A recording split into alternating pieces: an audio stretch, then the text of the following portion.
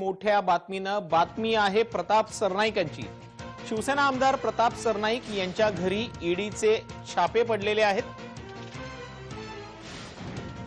पूर्वेश सरनाईक, विहंग सरनाईक यांच्या घरी सुद्धा ईडीचे छापे पडलेले आहेत। बेहिशोबी मालमत्ते प्रकरणी ईडीची कारवाई। सरनाईकांच्या मालकीच्या 10 ठिकाणी एकाच वेळी ईडीने छापेमारी केलेली आहे। शिवसेना आमदार प्रताप सरनाईक यांच्या घरी ईडीचे छापे पडलेले आहेत। पूर्वेश सरनाईक, विहंग सरनाईक यांच्या घरी सुद्धा ईडीचे छापे पडलेले आहेत। अधिक माहिती घेतोय आपला प्रतिनिधी किशोर पगारे आपल्या सोबत जोडला गेलेला आहे। किशोर, काय अधिक माहिती सांगाल? सकाळपासून ईडीची ही कारवाई सुरू आहे। तुषार सर, ज्या पद्धतीने ईडीची ही कारवाई सुरू झालेली आहे, शिवसेनेचे आमदार प्रताप सरनाईक यांच्या घरी जवळजवळ त्यांच्या 10 ठिकाणचे जे प्रॉपर्टी आहेत त्यावर जे ईडीचा हा छापा पडलेला आहे। त्यांचे 2 पुत्र आहेत, त्यांच्या सुद्धा घरावर चौकशी चालू आहे आणि ईडीची ही जी चौकशी आहे ती ठाण्याच्या त्यांच्या घरी सुद्धा आता सुरू आहे। एकंदरीत आर्थिक संचालनाचा ही जी ईडीची छापा आहे त्याबद्दल आपल्याला माहिती नव्हतं किंवा सरनाईक जे आहे ते मुंबई बाहेर आहे, त्याची कल्पना दिली नव्हती असं त्यांनी प्रसारमाध्यमांशी सांगितलंय। मात्र आता याच्यात कोणत्या प्रकारची भूमिका सरकार घेते किंवा कोणत्या प्रकारची कारवाई होते हे पाहावं लागेल। अगदी खरं किशोर, तुम्ही सांगताय त्या पद्धतीने कोणत्या प्रकारची कारवाई ईडीकडनं केली जाते हे पाहावं लागणार आहे। ईडीनं प्रताप सरनाईकांच्या घरी छापेमारी केलेली आहे। सरनाईकांच्या मालकीच्या 10 ठिकाणी एकाच वेळेला छापे टाकण्यात आलेले आहेत। किशोर, आपण पाहतो आहोत सरनाईकांशी ज्यावेळेला जय महाराष्ट्रानं संपर्क साधला होता त्यावेळेला ते असं म्हणाले होते की मला या संदर्भात ईडीनं कोणतीही नोटीस दिलेली नाहीये, मी आज रात्री मुंबईत परततोय, यानंतर माहिती घेऊन मी बोलतोय। अचानकपणे हे जे धाडसत्र टाकलं गेलेलं आहे त्याच्या मागची काही कारणं आहेत की राजकीय कारणं आहेत? असं पाहायला गेलं तर ते राजकीय क्षेत्रातले व्यक्ती असल्यामुळे हे यात राजकारणही असू शकतं, परंतु राजकीय क्षेत्रामध्ये जर हे असं कारण असू शकतं तर मग मात्र केंद्र आणि राज्य या सरकारमधली काही तफावत आहे का याकडे एक वेगळ्या पद्धतीने पाहिले जाईल। आणि सगळ्यात महत्त्वाचं म्हणजे ईडीचा हा जो छापा का पडलाय किंवा नोटीस का दिली नाही हा एक वेगळा प्रश्न निर्माण होतोय। तुषार सर, अगदी खरंय किशोर, तुम्ही सांगताय त्या पद्धतीनं ईडीनं नोटीस का दिली नाही आणि छापा का पडलाय याच्या मागचे अर्थ राजकीय आहेत की कायदेशीर आहेत याकडे सुद्धा आता बघणं महत्त्वाचं ठरतंय। धन्यवाद किशोर तुम्ही दिलेल्या या माहितीसाठी। तर आपण पाहतोय बेहिशोबी मालमत्ते प्रकरणी प्रताप सरनाईक यांच्यावर ईडीनं कारवाई केलेली आहे। प्रताप सरनाईक यांच्या घरी ईडीचे छापे पडलेले आहेत। काँग्रेसचे प्रवक्ते सचिन सावंत आपल्या सोबत फोन लाईनवरनं जोडले गेलेले आहेत। सचिनजी, आपण पाहतो आहोत एकीकडे रावसाहेब दानवे वक्तव्य करतायत की पुढच्या 2-3 महिन्यात सरकार पडेल, आमचं सरकार येईल, आणि याच वक्तव्यांना 12 तास उलटून होत नाहीत, त्यातच प्रताप सरनाईक यांच्या घरी ईडीचे छापे पडलेले आहेत। काय सांगाल? ऑपरेशन कमळचाच हा भाग आहे। खऱ्या अर्थानं विरोधी पक्षाचं सरकार अस्थिर करण्याकरता जी कार्यपद्धती निर्माण केली आहे भाजपनं, ती कार्यपद्धती आता महाराष्ट्रामध्ये सुरू करण्याचा प्रयत्न याच्यामध्ये दिसतोय आणि हा त्याच षडयंत्राचा भाग आहे। गेल्या 6 वर्षामध्ये मला असं वाटतं की देशातल्या जनतेनं आणि राज्यातल्या जनतेनं हा विचार करण्याची आवश्यकता आहे। गेल्या 6 वर्षामध्ये हे सगळे ईडीच्या कारवाया, सीबीआय असेल, इन्कम टॅक्स असेल, हे एकाही भाजपा नेत्यांवरती का कारवाई झाली नाही याचा विचार करण्याची गरज आहे। आता काही दिवसापूर्वी जे शरद पवार साहेब असतील, सुप्रियाताई असतील, पृथ्वीराज चव्हाण यांना इन्कम टॅक्सच्या नोटिसा आल्या। भारतीय जनता पक्षाचे एवढे उमेदवार निवडून आले, त्यांच्यावरती अशा तऱ्हेची नोटीस का पाठवण्यात आली नाही याचं कारण आहे की निश्चितपणे भारतीय जनता पक्षाचं जे एक राजकारण आहे ती इतक्या हीन पातळीवर चालतं, त्यामध्ये ही जे कार्यपद्धतीमध्ये हे या यंत्रणाचा वापर हा त्याने पूर्णपणे अंमलात आणण्याचं जे काही कारस्थान एवढ्या वर्षामध्ये आपण पाहतोय त्यातलं ते भाग दिसतोय। सचिनजी, तुम्हाला एकच मिनिटांमध्ये थांबवतोय। आपल्या सोबत भाजपाचे प्रवक्ते आमदार अतुल भातखळकर हे सुद्धा जोडले गेलेले आहेत। अतुलजी, प्रताप सरनाईक यांच्या घरी ईडीनं छापेमारी केलेली आहे, याविषयी बोलताना सचिन सावंत यांनी एक प्रश्न उपस्थित केलेला आहे की गेल्या 5 वर्षांमध्ये 6 वर्षांमध्ये भाजपाच्या कुठल्याही पदाधिकाऱ्याच्या घरी किंवा कुठल्याही नेत्याच्या घरी ईडीनं छापे का टाकलेले नाहीयेत? संजय राऊतांनी हा आरोप केलेला आहे की आता सगळ्या तपास यंत्रणा या सरकारच्या दबावाखाली काम करतायत। आपली पहिली प्रतिक्रिया काय? मी संजय राऊत किंवा सचिन सावंत हे दोघंही अत्यंत हास्यास्पद पद्धतीने बोलण्याकरता महाराष्ट्रात प्रसिद्ध आहेत. एक साधं उदाहरण आहे ना, सुशांत सिंग राजपूतची केस सीबीआय कडे सुप्रीम कोर्टाने दिली. जर का केंद्रीय तपास यंत्रणांचा दबावपूर्वक वापर करून काही करायचं असतं तर सुशांत सिंग राजपूत प्रकरणामध्ये आम्ही तर केव्हा अटका केल्या असत्या, पण तसं काहीच झालं नाही. याचाच अर्थ असा आहे की केंद्रीय संस्था ज्या आहेत या काँग्रेसच्या काळासारख्या कुठल्याही दबावाखाली आणि राजकीय पर्पज खाली येऊन काम करत नाही. या स्वायत्त असतात आणि त्या निपक्षपणे काम करत असतात. आता राहिला मुद्दा की आमच्या लोकांवर काही कारवाई झाली का नाही झाली, तर सचिन सावंतांना आठवण करून देतो, काही उपयोग नाही. अर्थात त्यांना आठवण करून कधीतरी ठरवून ते खोटं बोलत असतात कायम. की कर्नाटकचे माजी मुख्यमंत्री कृष्णा जे काँग्रेसचे होते ते भारतीय जनता पार्टीमध्ये त्यांनी प्रवेश केला, तरी सुद्धा त्यांच्या जावयाच्या विरोधात इन्कम टॅक्सने कारवाई केली. त्यामुळे अशी मी अनेक उदाहरणं सांगू शकतो. पश्चिम बंगालचे नेते मुकुल रॉय हे तृणमूल काँग्रेसमधनं भारतीय जनता पार्टीत आले. त्यांच्यावर शारदा चिट फंडामधली केस होती. यथावकाश जेव्हा ते भारतीय जनता पार्टीत होते तेव्हा सुद्धा त्यांच्यावर कारवाई झाली आणि आज ते तुरुंगात आहेत. आणि त्याच्यामुळे ही भारतीय जनता पार्टीची संस्कृती नाही, ही शिवसेना काँग्रेस यांची संस्कृती आहे.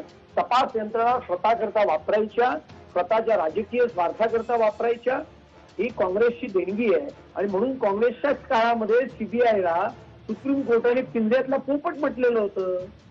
आणि त्याच्यामुळे अशा धाडी पडणार.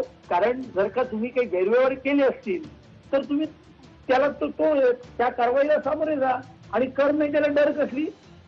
ते थोडं स्वच्छ आहेत ना कोण ते प्रताप सरनाईक, तर त्यांनी घाबरायचं काही कारण नाही. न्यायालयाचे दरवाजे ठोठवावे. पी चिदंबरमना 45 वेळेला या देशातल्या जिल्हा न्यायालयापासून सर्वोच्च न्यायालयाने त्यांच्या अटकेवर सीबीआयला आणि ईडीला रोख घातली होती. सर्वोच्च न्यायालयाने 45 वेळा रोख दिल्यानंतर शेवटी जेव्हा बंदी उठवली तेव्हा त्यांना अटक केली आणि 3 महिने त्यांना तुरुंगात राहावं लागलं. आणि त्यामुळे न्यायालयाचा उपयोग ते करू शकतात, तेही न्यायालयात जाऊ शकतात. पण मी शिवसेना आणि काँग्रेसला राज्यातल्या एवढंच सांगेन की ज्या मस्तीने ते गेले वर्षभर वागतायत, आमच्या कार्यकर्त्यांवर खटले दाखल करतायत, 15-15 दिवस तुरुंगात टाकतायत, कळलं की नाही. त्याच्यामुळे त्यांना या विषयात बोलण्याचा नैतिक अधिकार शून्य आहे. ठीक आहे अतुलजी, आपण सचिन सावंत यांची प्रतिक्रिया जाणून घेऊ. सचिन सावंत, अतुल भातखळकर यांनी दिलेले प्रत्युत्तर तुम्ही पूर्णपणे ऐकले, तुमची काय प्रतिक्रिया असणार आहे? आता ह्याच्यामध्ये विरोधाभास किती आहे ते तुम्ही समजा, कळलं की नाही. एकंदरच आता म्हणायचं की या 1 वर्षाच्या कालावधीमध्ये बऱ्याच लोकांवरती, भाजपच्या लोकांवरती कारवाई झाली. मग तिथं न्याय व्यवस्था, कायदे व्यवस्था, तिथं त्या ठिकाणी त्यांनी कायद्यामध्ये जावं अशा तऱ्हेचं वर्तन केलं गेलं नाही, अशा तऱ्हेचं वक्तव्य केलं नाही. एकंदर अर्णब गोस्वामीच्या प्रकरणामध्ये भाजपचे नेते ज्यावेळेला रस्त्यावर येऊन आंदोलन करत होती तेव्हा या देशामध्ये कायदा सुव्यवस्था आहे, न्यायालयात जावं हा विचार त्यांना आला नाही. सुशांत सिंगच्या प्रकरणामध्ये बोंब ठोकणारे अन्वय नाईक यांच्या प्रकरणामध्ये गप्प बसतात. त्यामुळे हे सगळे दांभिक लोक आहेत. सीबीआयच्या संदर्भामध्ये म्हणायचं झालं तर सुशांत सिंगच्या प्रकरणामध्ये ज्या पद्धतीनं सीबीआय, ईडी, एनसीबी आणलं गेलं त्याच्या हाती काही सापडलं नाही, विषय वेगळा.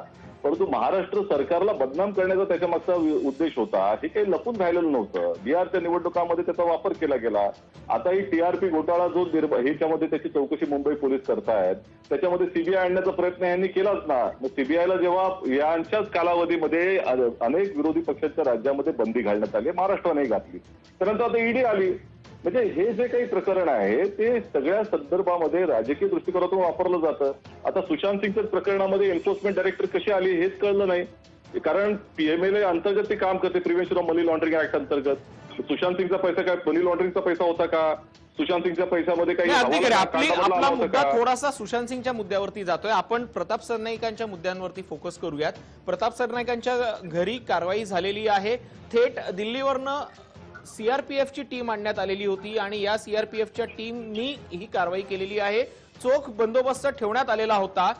भाजपाच्या वतीनं अशी प्रतिक्रिया दिलेली आहे की तुम्ही जर काही चुकीचं केलेलं नाहीये तर घाबरण्याचं कारण काय. आणि दुसरीकडे संजय राऊतांनी हा आरोप केलाय की जाणीवपूर्वक सत्ताधारी पक्षाच्या नेत्यांना फसवण्याचा प्रयत्न केला जातोय, अडकवण्याचा प्रयत्न केला जातोय.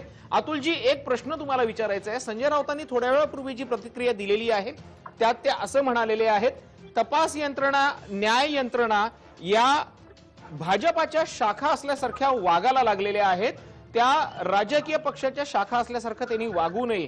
हे वक्तव्य करताना त्यांनी थेट आरोप तर केलेलेच आहेत, मात्र स्वायत्त संस्थांच्या हक्कांवरती, त्यांच्या वर्तनावरती सुद्धा त्यांनी प्रश्न उपस्थित केलेत. हे कितपत योग्य आहे? असं आहे, मी सुरुवातीलाच म्हटलंय, संजय राऊत असतील किंवा सचिन सावंत असतील, हे बेताल आणि खोटं बोलण्याकरता उभ्या महाराष्ट्रात प्रसिद्ध झालेले आहेत. मी आता जी उदाहरणं दिली त्यातल्या एका तरी उदाहरणाच्या संदर्भातलं त्यांनी काही उत्तर दिलं का? नाही दिलं. अर्णब गोस्वामींच्या विरोधामध्ये सर्वोच्च न्यायालयाने त्यांच्या बाजूने निर्णय दिला ना, आणि अरेस्ट ही चुकीची आहे, आणि हायकोर्टाने बेल नाकारताना हायकोर्टाने चूक केली, हे या देशाच्या सर्वोच्च न्यायालयाने म्हटलं, भारतीय जनता पार्टीने नाही म्हटलं. हे लक्षात घ्या. कळलं की नाही? अन्वय नाईक प्रकरणामध्ये गृहराज्यमंत्री 5 वर्ष कोणाचे होते? शिवसेनेचे होते. तरी काय केलं? फक्त अर्णव नाईकच्या बरोबर जमिनीचे व्यवहार केले, बाकी काही केलं नाही. आणि त्याच्यामुळे सुशांत सिंग राजपूत प्रकरणामध्ये जे वातावरण होतं देशभरात, जगभरात, आम्ही तर सहज अटका करू शकलो असतो, पण आम्ही सीबीआयवर दबाव वगैरे आणत नाही. हे धंदे काँग्रेसवाल्यांचे असतात. आणि शिवसेनेचे मुख्यमंत्री जे आहेत हे अशा पद्धतीने दबाव आणून आमच्या 48 कार्यकर्त्यांवर IT ऍक्टच्या अंतर्गत त्यांनी गुन्हे दाखल केले आणि त्यांना अनेकदा तुरुंगात टाकलेले. कळलं की नाही? त्याचा अर्णब गोस्वामीशी काही संबंध नाहीये. ठीक आहे, आपण सचिन सावंत यांच्याकडनं प्रतिक्रिया जाणून पूर्ण करू द्या. हॅलो, हा बोला. मला पूर्ण करू द्या.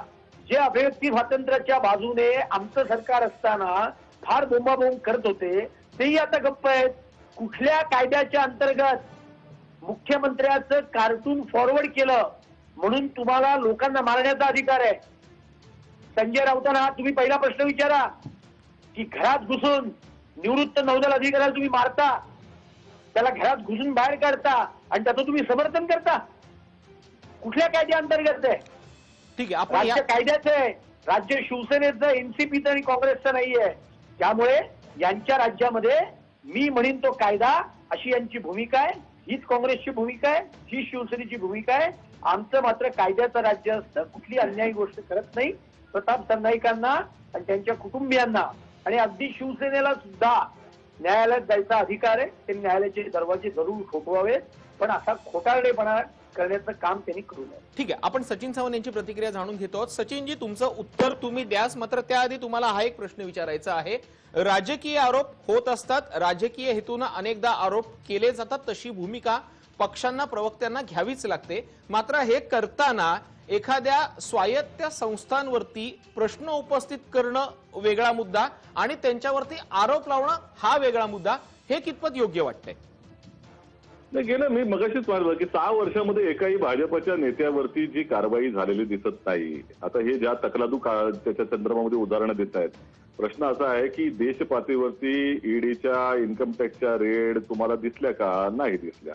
वस्तुतः आता जे त्यांनी म्हटलंय, म्हणजे त्यांच्या बोलण्यामध्ये विरोधाभास इतका आहे की 48 लोकांवरती IT ऍक्टच्या अंतर्गत कार्यवाही झाली, त्याबरोबर त्या कार्टून काढलं, त्याच्यामुळं त्या ठिकाणी कारवाई झाली, कुठल्या अंतर्गत झाली, कळलं का? अशा तऱ्हेचे प्रश्न जे विचारतायत त्यांना हेच उत्तर दिलं पाहिजे की कडकनाथाचा कोंबडा दाखवला म्हणून तडीपाड करणारं तुमचं सरकार होतं. धर्मा पाटलाला त्या कशा तऱ्हेनं ज्यावेळेला कुठलंही आंदोलन करण्यासाठी त्यांच्या परिवाराला रोखलं, हे तुमचं सरकार होतं. आपल्या फडणवीस साहेबांच्या परिवाराचा एक फोटो सोशल मीडियामध्ये जेव्हा दाखवला गेला, त्यावेळेला त्या व्यक्तीला 90 दिवस बेल दिली नाही, हे तुमचं सरकार होतं. त्यामुळे तुम्ही आता ज्या पद्धतीनं बोलताय त्याला काही आधार नाही. वस्तुतः या देशामध्ये ऑपरेशन कमळ हे नाव या भारतीय जनता पक्षानं स्वतःच प्रस्थापित केलेलं आहे. कमलनाथाचं सरकार पाडण्याकरता त्यांच्या आजूबाजूच्या लोकांवरती कशा तऱ्हेने रेड झाली, अशोक गेहलोतांचं सरकार पाडण्याच्या संदर्भामध्ये जेव्हा कार्यवाही सुरू झाली होती त्यावेळेला कशा तऱ्हेने ईडी आणि इन्कम टॅक्सच्या रेड झाल्या, कर्नाटकमध्ये डी शिवकुमारांवरती कशा तऱ्हेनं इन्कम टॅक्सची रेड झाली, नंतर ईडीच्याही कारवाई करण्यात आल्या. हे सगळं पॅटर्न आहे. आणि आता महाराष्ट्रामध्ये हे ऑपरेशन कमळाला सुरुवात करण्याची परिस्थिती निर्माण झालेली आहे दिसते. त्यांचं रावसाहेब दानवेंचं वक्तव्य त्यातलं दिसतंय. त्यांना सत्ता विरोधी पक्षाची असलेलं सहन होत नाही आणि त्याकरता सगळे छल कपट जे आहे ते केलं जात आहे. ही वस्तुस्थिती आहे. परंतु याला निकरानं आम्ही तोंड देऊ एवढं मात्र निश्चित आहे. भारतीय जनता पक्षानं लोकशाही कुंडाळून ठेवलेली असली तरी लोकशाही मार्गाने त्याचा आम्ही विरोध करत राहू. ठीक आहे, लोकशाही मार्गाने विरोध करत आहोत अशी प्रतिक्रिया सचिन सावंत यांनी दिलेली आहे. धन्यवाद सचिन सावंत, धन्यवाद अतुल भातखळकर तुम्ही दिलेल्या या प्रतिक्रियेसाठी. तर आपण पाहतो आहोत प्रताप सरनाईक यांच्या घरी ईडीने छापे टाकलेले आहेत. या छापेमारीनंतर राजकीय प्रतिक्रिया येऊ लागलेल्या आहेत. शिवसेनेचे खासदार सामनाचे कार्यकारी संपादक संजय राऊत यांनी सुद्धा प्रतिक्रिया दिलेली आहे. संजय राऊत यांनी या कारवाईवर सडकून टीका केलेली आहे.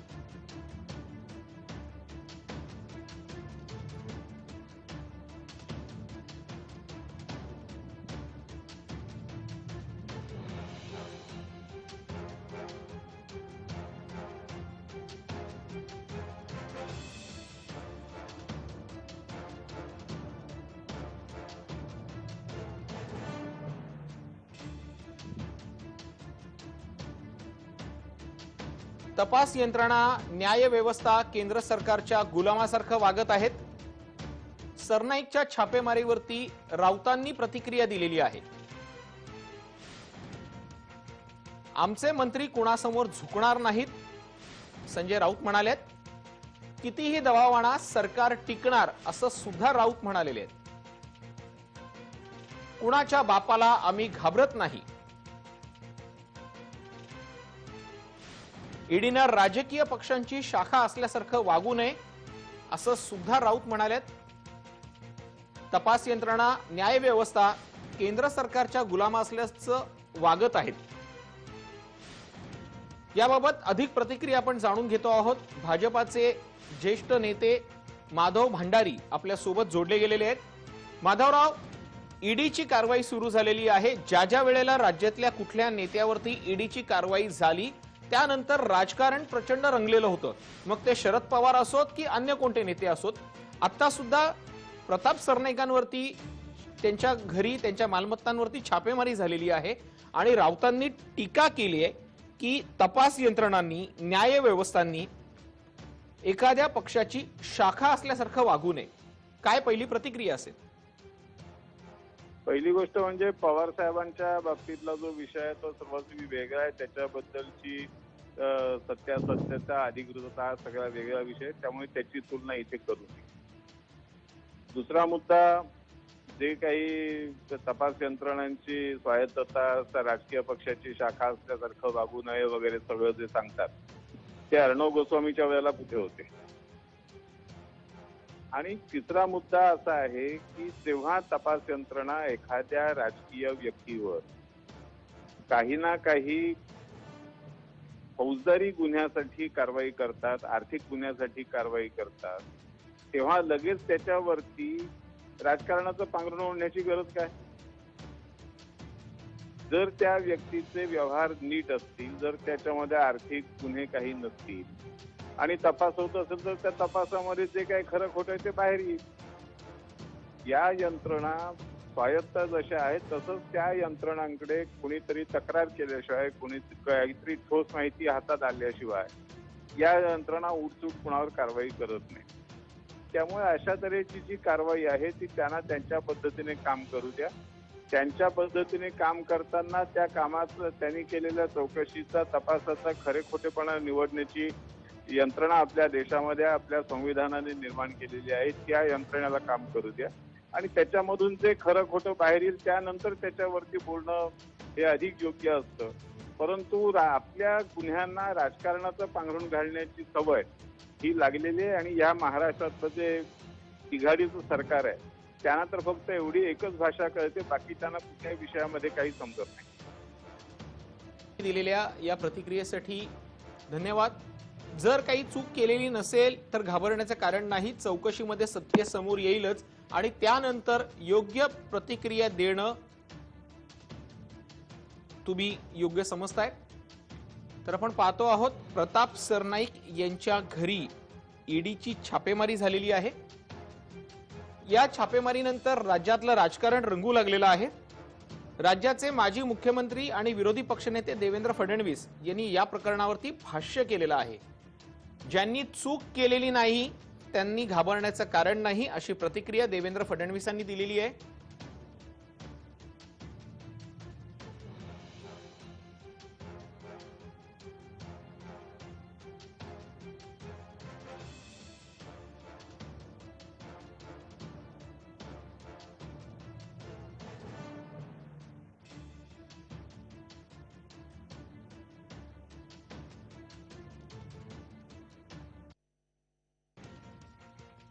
ईडी कारवाई करत नाही. प्रताप सरनाईक यांच्या ईडी कारवाईवरनं देवेंद्र फडणवीसांनी प्रतिक्रिया दिलेली आहे. ज्यांनी चूक केली नाही त्यांनी घाबरण्याचं कारण नाही, अशी प्रतिक्रिया देवेंद्र फडणवीसांनी दिलेली आहे.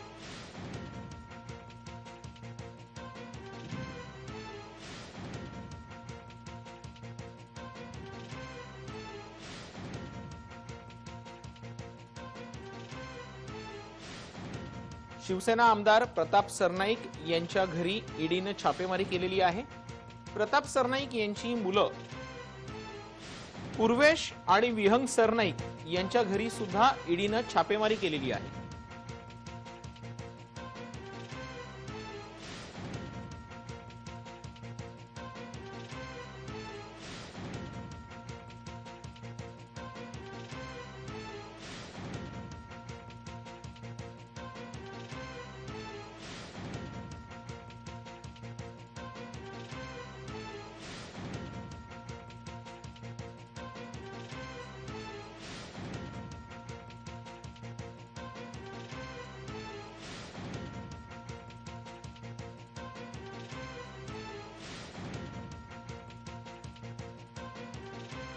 आताच्या क्षणाची सर्वात मोठी बातमी समोर आपण पाहतो आहोत. प्रताप सरनाईक यांच्या घरी ईडीनं छापेमारी केलेली आहे.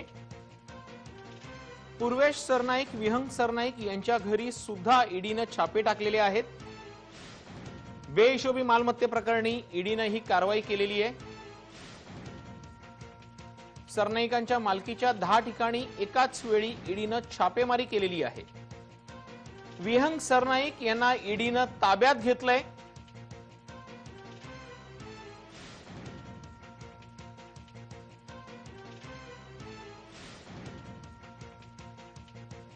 सरनाईक यांच्या घरी ईडीनं छापे टाकल्यानंतर विविध राजकीय प्रतिक्रिया उमटू लागलेल्या आहेत. पाहुयात भाजपाचे माजी खासदार डॉक्टर किरीट सोमय्या यांनी काय प्रतिक्रिया दिलेली आहे.